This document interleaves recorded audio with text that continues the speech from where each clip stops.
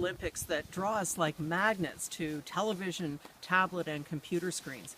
What began as a gathering of the world's finest athletes to compete in a variety of tests of athleticism and stamina has almost transformed into a world stage of corporate sponsorship and political maneuvers with a side helping of athletics. Yet we're still drawn to the greatest show on earth.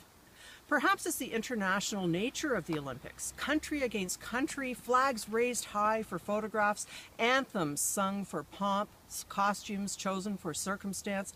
No country stands out more in this regard at the Sochi 2014 Winter Olympic Games than Team Germany, that chose a rainbow theme for their outfits in clear contradiction of anti-gay laws in Russia.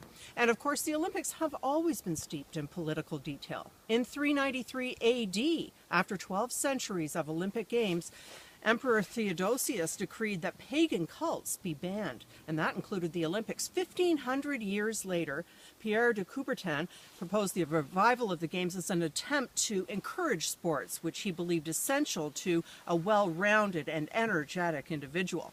And that was the start of the International Olympic Committee and the modern Olympics.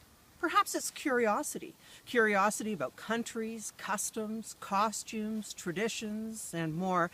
We're curious by nature. The Olympics are like an encyclopedia of culture. The opening ceremonies enthrall us and entertain us and amuse that curiosity. Or it may simply be the love of a certain sport that draws us to watch its ultimate competition. Is it the Olympic tradition that entices us? Do we all feel a little like we are visiting Olympia, partaking in something more ancient than our religious festivals, more grand than our space adventures? If so, we're forgetting that the ancient Olympics had a 15th century hiatus and that the modern Olympics would hardly be recognizable by early Olympians. And of course, the Winter Olympics are not yet 100 years old, the first games being held in 1924.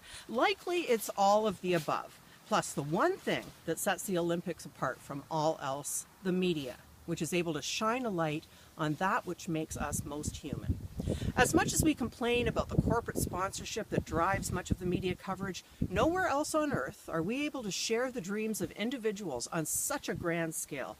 From the Dufour-Lapointe sisters who fight each other in the world for first in moguls, to Japanese figure skater Yuzuru Hanyu, who was training when a magnitude 9.0 earthquake hit close to home, claiming 20,000 lives.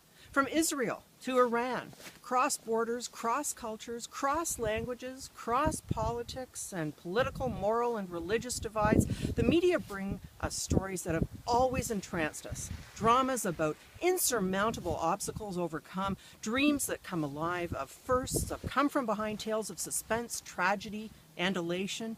The characters are the athletes, their families, their foes, and their friends. We are the readers. Or adapted for the stage, they're the actors and we're the audience in the greatest show on earth.